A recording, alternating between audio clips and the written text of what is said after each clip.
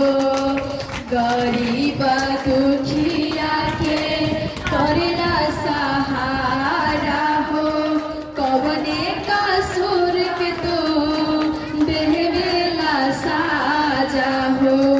गरीब दुखिया के करेला सहारा हो कवने कसूर के देवेला साजा हो पीटी के छतिया रोबे